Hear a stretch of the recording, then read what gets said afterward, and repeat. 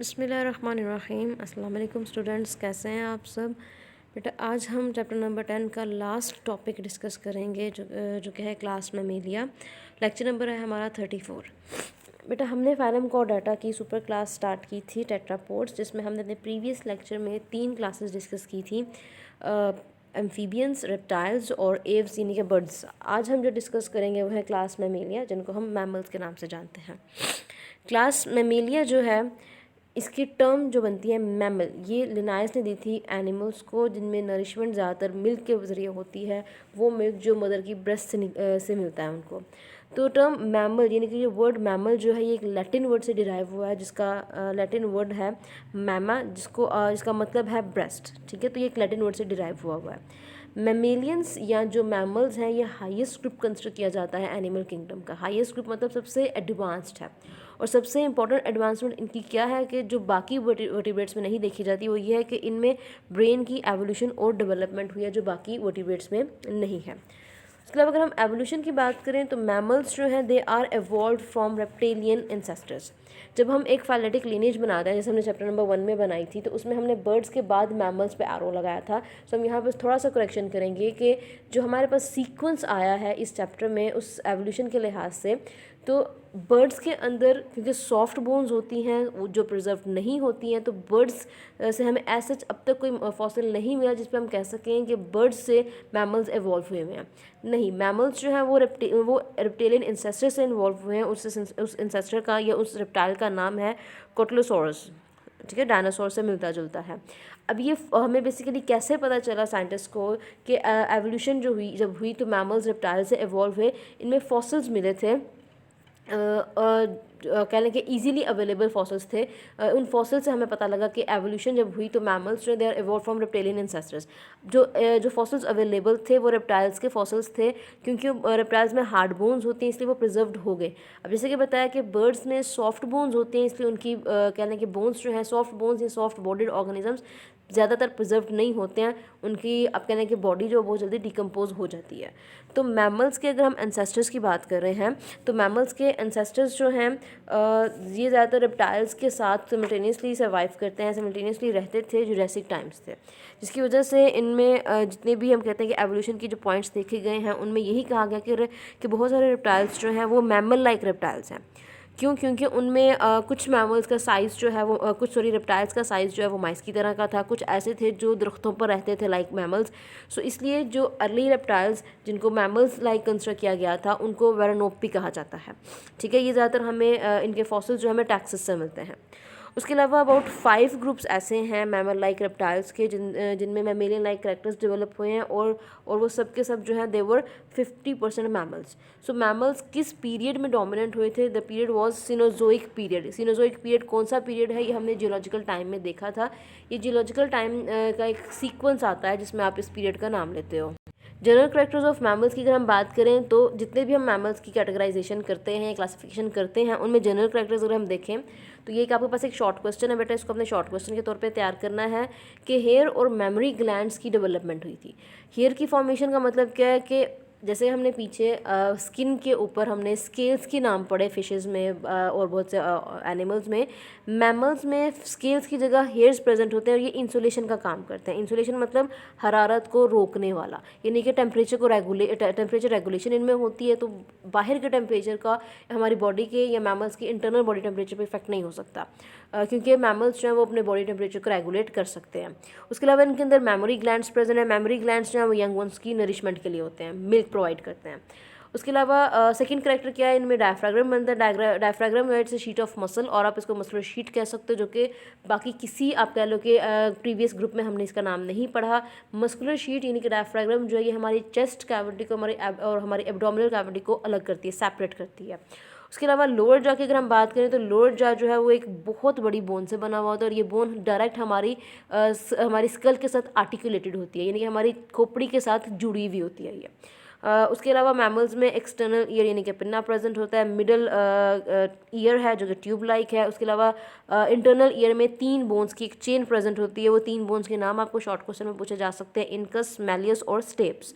Mammals में teeth जो हैं वो डिसिडियस या या नहीं बल्कि डिसीडियस और परमानेंट टीथ होते हैं। जैसे अगर हम ह्यूमंस की बात करें तो जब एक जो चिल्ड्रन बच्चे जो होते हैं उनमें आपने सुना होगा एक दूध के दांत होते हैं, ठीक है, मिल्क टीथ, वो गिरते हैं अर्ली लाइफ में, उसके बाद परमानेंट टीथ आते हैं। तो इनमें मैमल्स में टीथ जो हैं वो दो तरह के होते हैं, डिसीडियस और परमानेंट टीथ। मैमल्स में हार्ट जो है वो 4 चैमर्ड होता है, लेफ्ट आयोटिक आर्क होती है, वार्म ब्लडेड है यानी कि एंडोथर्मिक है, हम अपने बॉडी टेम्परेचर को रेगुलेट कर सकते हैं अगर हमारी बाहर का टेम्परेचर चेंज हो। जैसे अगर हम ह्यूमंस की बात करें तो हमारी बॉडी का टेम्परेचर जो है वो इस रेंज के अंदर अंदर होना चाहिए, ठीक है। बाहर का टेम्परेचर ज़्यादा हो रहा है, कम हो रहा है, हमारी बॉडी का टेम्परेचर इतने पे ही रहता है, क्योंकि हमारी बॉडी में टेम्परेचर को रेगुलेट करने की एबिलिटी है। मैमल्स बॉडी टेम्परेचर को रेगुलेट कर सकते हैं। मैमल्स में रेड ब्लड सेल्स मौजूद होते हैं लेकिन नॉन न्यूक्लिएटेड होते हैं, मतलब न्यूक्लियस नहीं होता। मैमल्स में वॉइस ऑपरेटस वेल डेवलप्ड होता है। वो कौन से हैं? लेरिंक्स और एपिग्लोटस। इसको हम नेक्स्ट इंशाल्लाह डिस्कस करेंगे अपने अपकमिंग चैप्टर्स में। उसके बाद मैमल्स को विविपिरस कहा जाता है बिकॉज ये अपने यंग वंस को बर्थ कर देते हैं, यानी कि बच्चे पैदा होते हैं ना कि अंडे देते हैं। ये क्लासिफिकेशन, मैमल्स को 3 सब क्लासेस में क्लासीफाई किया जाता है। प्रोटोथीरिया जो कि एग लेइंग मैमल्स हैं, मेटाथीरिया जो कि पाउच्ड मैमल्स हैं, यूथीरिया जो कि प्लेसेंटल मैमल्स हैं। अब जो मेटाथीरिया और यूथीरिया है इनको पाउच्ड मैमल्स और प्लेसेंटल मैमल्स क्यों कहा जाता है, इसकी एग्जांपल इसका जो है एज अ शॉर्ट क्वेश्चन भी पूछा जाता है आपसे। प्रोटोथीरिया में 2 एग्जांपल्स आती हैं, एक है डक बिल्ड प्लेटिपस और उसके साथ स्पाइनी आंट ईटर। मेटाथीरिया में बहुत सारी एग्जांपल्स हैं और यूथीरिया में भी बहुत सारी एग्जांपल्स हैं जिनको हम आगे भी डिस्कस करते हैं। प्रोटोथीरिया की बात करें तो ये वो मैमल्स हैं जिनमें रेप्टाइल्स और मैमल्स दोनों के करैक्टर्स प्रेजेंट होते हैं। इट मीन्स कि ये वो ग्रुप है या वो सब क्लास है मैमल्स की जो रेप्टाइल्स और मैमल्स के दरमियान में कनेक्टिंग लिंक बनाता है। आप इसको एज एमसीक्यू भी याद कर सकते हो क्योंकि ये इंपॉर्टेंट एमसीक्यू भी है। सो इट मीन्स कि हमारे पास जो एविडेंस आता है, हमारे पास जो प्रूफ आता है कि मैमल्स रेप्टाइल से इवॉल्व हुए हैं, वो हम प्रोटोथीरिया को स्टडी करके देख सकते हैं। 2 एग्जांपल्स आपको इसमें बताई मैंने अभी, डकबिल प्लेटिपस और एक्टिना, इसको हम स्पाइनी आंट ईटर कहते हैं। डकबिल प्लेटिपस जो है इसमें अगर हम करैक्टर्स के लिहाज से जब उसको हम स्टडी करना शुरू करते हैं तो डकबिल प्लेटिपस वो मैमल है जो कि कहने कि एक्वेटिक लाइफ के लिए अडेप्टेड है, यानी कि एक्वेटिक प्रोटोथीरियन है। इसके अंदर डक्स की तरह एक बिल प्रेजेंट होती है और डक्स की तरह ही इसके पाँव होते हैं, यानी कि वेब्ड टोज होते हैं इसके। उसके अलावा मेमेलियन और रेप्टिलियन करैक्टर्स कौन से हैं? मेमेलियन करैक्टर्स में इनके अंदर मेमोरी ग्लैंड्स प्रेजेंट होते हैं। दीज आर विदाउट निपल्स, ये यंग वंस की फीडिंग के लिए होते हैं, मिल्क प्रोड्यूस करते हैं, मिल्क प्रोवाइड करते हैं। बॉडी पे फर प्रेजेंट होती है, डायफ्राग्राम इनकी बॉडी में प्रेजेंट है और इनकी सर्कुलेटरी सिस्टम में इनके हार्ट में लेफ्ट आयोटिक आर्क है लाइक मैमल्स। और रेप्टाइलियन करैक्टर्स क्या हैं कि रेप्टाइल्स की तरह प्रोटोथीरियंस में क्लोएका और क्लोएकल ओपनिंग होती है। डाइजेस्टिव सिस्टम और यूरिनोजेनिटल सिस्टम यानी कि यूरिनेशन के लिए और रिप्रोडक्शन के लिए इनकी सेपरेट ओपनिंग नहीं होती, जबकि मैमल्स में सेपरेट ओपनिंग होती है। सो प्रोटोथीरियंस में मैमल लाइक करैक्टर्स भी हैं और रेप्टाइल लाइक करैक्टर्स भी हैं। After that Metatheria, most primitive mammals. Metatheria को हम पाउच्ड मैमल्स कहते हैं बिकॉज इनमें एब्डोमिनल पाउच प्रेजेंट होता है, ठीक है। उस पाउच का प्रॉपर एक नाम है, उसको हम कहते हैं मार्सोपियम। तो मेटाथीरियन को हम मार्सोपियल या पाउच्ड मैमल्स कहते हैं इस मार्सोपियम या एब्डोमिनल पाउच की प्रेजेंस में। ये पाउच क्यों होता है इनकी बॉडी में? ये अपने यंग वंस को इस पाउच के अंदर रखते हैं और जब तक उनकी कहने की ब्रिंगिंग अप नहीं हो जाती, जब तक वो पूरी तरह से डेवलप नहीं हो जाते, तब तक इनके यंग वंस जो है वो पाउच के अंदर ही रहते हैं। मतलब ये हुआ कि जब इनके यंग वंस की बर्थ होती है, जब वो पैदा होते हैं तो वो इमेच्योर होते हैं, यानी कि वो ना मुकम्मल होते हैं, रूडिमेंट्री फॉर्म में होते हैं। तो इनकी मदर जो है वो इनको अपने यंग वंस को अपने मार्सोपियम में कैरी करती है और उनकी डेवलपमेंट ज़्यादा से मैक्सिमम डेवलपमेंट जो है वो उस पाउच के अंदर रहकर ही होती है, क्योंकि ड्यूरिंग डेवलपमेंट इनको नरिशमेंट मिलती है। इनकी फीडिंग जो होती है वो मिल्क पर होती है, वो मिल्क जो मदर की मिल्क ग्लैंड्स यानी कि मेमोरी ग्लैंड से प्रोड्यूस होते हैं। अब वो मेमोरी ग्लैंड्स जो हैं वो मेमोरी ग्लैंड्स कहाँ पे प्रेजेंट है? मार्सोपियम में होते हैं। तो इट मीन्स के उन ग्लैंड्स के निपल्स जो हैं those are also present in the marsupium. So marsupial या पाउच्ड मैमल्स में अगर हम एग्जांपल्स देखें तो इसमें एग्जांपल्स हैं ओपोसम की है, कैंगरू, टस्मेनियन वुल्फ। ये ज़्यादातर हमें ऑस्ट्रेलिया और अमेरिका साइड पर मिलते हैं। आपके साथ ये कुछ इमेजेस मैंने शेयर किया मार्सोपियल मैमल्स की, आप इसमें देख सकते हैं कि इनके अंदर जैसे आप पाउच की अगर हम एग्जाम्पल देना चाहें तो आप ये देख सकते हैं कैंगरू में इसकी एग्जाम्पल गिवन है, ठीक है। उसके बाद यूथीरिया की बात करें तो दीज आर प्लेसेंटल मैमल्स। अब यूथीरिया को प्लेसेंटल का नाम क्यों दे रहे हो? बिकॉज इनके अंदर प्लेसेंटा डेवलप होता है। इसमें हम एग्जांपल्स देते हैं ह्यूमंस की। जैसे ह्यूमंस में बेबी की बर्थ से पहले बेबी कहाँ पे प्रेजेंट होता है, मदर बॉडी के अंदर, यूट्रस में, ठीक है। तो वो जो उस बेबी को आप एम्ब्रियो या फीटस का नाम भी दे सकते हो। तो ड्यूरिंग डेवलपमेंट ये प्लेसेंटा जब बनेगा तो ये प्लेसेंटा बेसिकली फीटस को नरिशमेंट प्रोवाइड करेगा।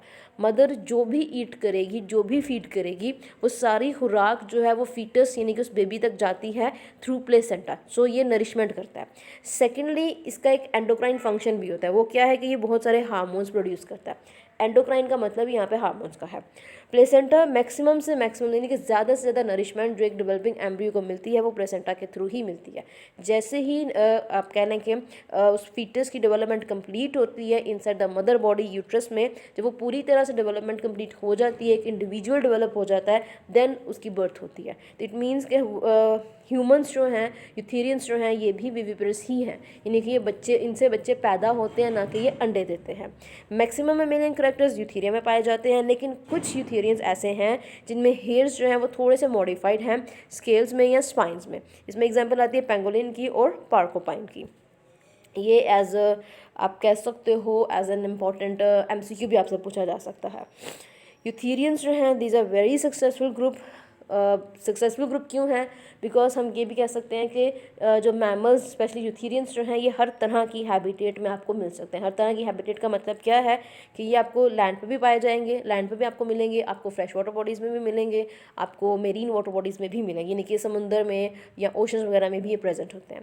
तो इसमें एग्जाम्पल्स आपकी बुक पर जो मैंशन है वो कौन कौन सी हैं? Man, whale, elephant, horse, rat, mice, bat, dolphin, और इसके अलावा और बहुत सारे ज़ैब्रा वगैरह बहुत सारे मैमल्स जो हैं वो यूथेरिया में ही आते हैं, जो आपको ज़मीन पर भी मिल सकते हैं। और उसके अलावा बहुत सारे मैमल्स ऐसे हैं जो आपको आसमान में उड़ते हुए भी मिलेंगे, वो टेरेस्ट्रियल इन्वायरमेंट में आ जाती है। और अगर हम एक्वेटिक इन्वायरमेंट की बात करें तो यूथेरियंस पानी में भी पाए जाते हैं, जैसे वेल है और डॉल्फिन वगैरह हैं, ठीक है। तो ये था बेटा आपका आज का चैप्टर नंबर 10 का लास्ट टॉपिक।